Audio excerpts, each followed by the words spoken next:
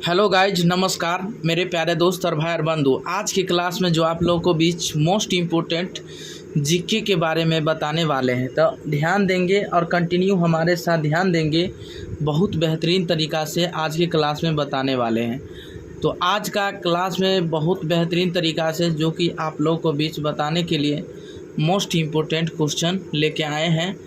तो आप लोग इसे साथ ही साथ ऐसा वीडियो पाने के लिए आप लोग इसे सब्सक्राइब भी कर लीजिए और लाइक भी कर लीजिए और कमेंट भी करना ना भूलें। तो चलिए आप लोग को बीच स्टार्ट करते हैं।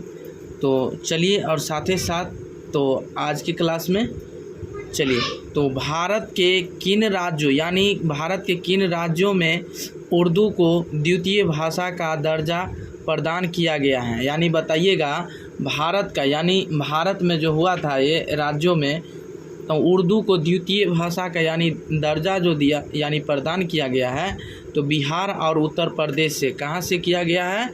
बिहार और उत्तर प्रदेश से। कहाँ से? बिहार और उत्तर प्रदेश से ही इसका दर्जा दिया गया है उर्दू का, ठीक है ना। चलिए अगला नंबर क्वेश्चन आपका है कि भारत में सर्वप्रथम भूमिगत ट्रेन कब और कहाँ चली? बताइएगा कि भारत में, यानी भारत में सर्वप्रथम भूमिगत ट्रेन कब और कहाँ चली? तो कब चली? 21 अक्टूबर 1984 को कलकत्ता में। कहाँ पे चला? यानी ये ट्रेन जो कब चला? यानी 21 अक्टूबर 1984 को। और कहाँ चली? कोलकाता, यानी कलकत्ता में। कहाँ पे? कलकत्ता में ही चला हुआ था। कहाँ पे? कलकत्ता में, ठीक है। दोनों याद हो गया। अब भारत में प्रथम ये सर्वप्रथम कब ट्रेन चला? तो 21 अक्टूबर 1984 को। और कहाँ चली? कलकत्ता में, ठीक है। चलिए अगला नंबर क्वेश्चन है कि लोकसभा में एक भी दिन न जाने वाले प्रथम भारतीय प्रधानमंत्री कौन थे? यानी बताइएगा लोकसभा में जो एक भी दिन यानी दिन न जाने वाले प्रथम भारतीय प्रधानमंत्री कौन थे? तो चौधरी चरण सिंह। किसने? चौधरी चरण सिंह ने। चौधरी चरण सिंह ने ही वो भाग लिया था कि मतलब ये जो एक दिन मतलब एक भी दिन न जाने वाला प्रथम भारतीय प्रधानमंत्री थे चौधरी चरण सिंह, ठीक है। चलिए अगला नंबर क्वेश्चन है, ध्यान दीजिएगा आप लोग कि अगला नंबर क्वेश्चन जो है कि भारत में बिना मंत्री पद ग्रहण किए सीधे प्रधानमंत्री कितने लोग बने? बताइएगा, मोस्ट इम्पोर्टेंट क्वेश्चन है कि भारत में बिना मंत्री पद यानी ग्रहण किए सीधे प्रधानमंत्री कितने लोग बने? तो उत्तर में 3 लोग। कौन कौन बने? 3 लोग बने। कितने लोग बने? 3 लोग। तीनों लोग को आज बेहतरीन तरीक़ा से नाम बताने वाले हैं। तीनों लोग को नाम बताएंगे, ठीक है ना। चलिए ध्यान देंगे हमारे साथ।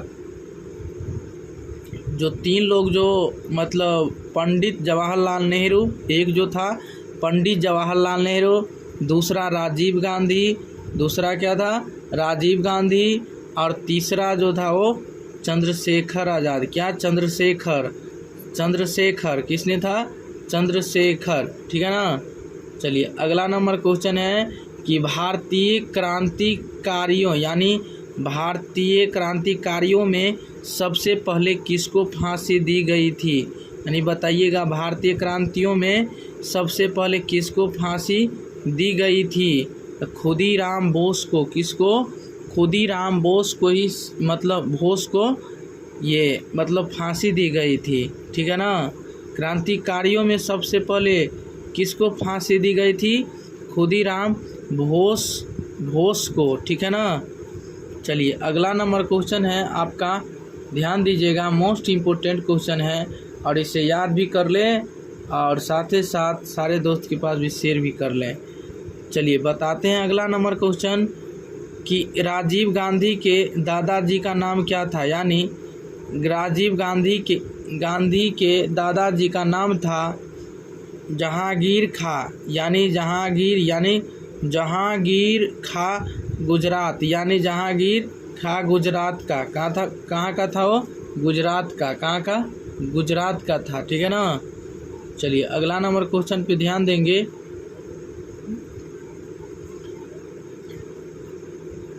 महात्मा गांधी को सर्वप्रथम महात्मा किसने कहा था? महात्मा गांधी को सर्वप्रथम, मोस्ट इम्पोर्टेंट जीके है, ठीक है। महात्मा गांधी को सर्वप्रथम महात्मा किसने कहा था? तो रविंद्रनाथ टैगोर ने, रविंद्रनाथ टैगोर ने ही महात्मा गांधी को महात्मा कहा था। किसने कहा था? रविंद्रनाथ टैगोर ने, रविंद्रनाथ टैगोर ने ही कहा था महात्मा गांधी को महात्मा, ठीक है ना। चलिए अगला नंबर क्वेश्चन है, ध्यान देंगे कि भारत का प्रथम समाचार पत्र कौन सा है और वह कब प्रकाशित हुआ? इंडिया गजट, यानी इंडिया गजट, और 1776 में कलकत्ता से, यानी कलकत्ता से ही हुआ है। कहाँ से? इंडिया गजट, और 1776 में कलकत्ता से ही ये मतलब हुआ था, ठीक है। चलिए अगला नंबर क्वेश्चन आप बताइएगा कि भारत में आपातकाल की घोषणा कब हुई? यानी बताइएगा भारत में आपातकाल का घोषणा कब हुई? तो 26 जून 1975 को हुआ था। कब हुआ था? 26 जून 1975 को। कब हुआ था? 26 जून 1975 को ही हुआ था। चलिए अगला नंबर क्वेश्चन है आपका कि भारतीय रिजर्व बैंक की स्थापना कब हुई? यानी भारतीय रिजर्व बैंक की स्थापना कब हुई? 1935 ईस्वी में। कब हुई? 1935 ईस्वी में ही हुआ था। कब हुआ था? 1935 ईस्वी में।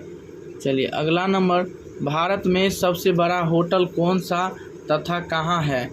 बताइएगा, मोस्ट इम्पोर्टेंट क्वेश्चन है। भारत में सबसे बड़ा होटल कौन सा तथा कहाँ है? तो दक्षिण मुंबई स्थित यानी ओबेराय शेरटन जो समुद्र के किनारे बसा है। कहाँ पे बसा है?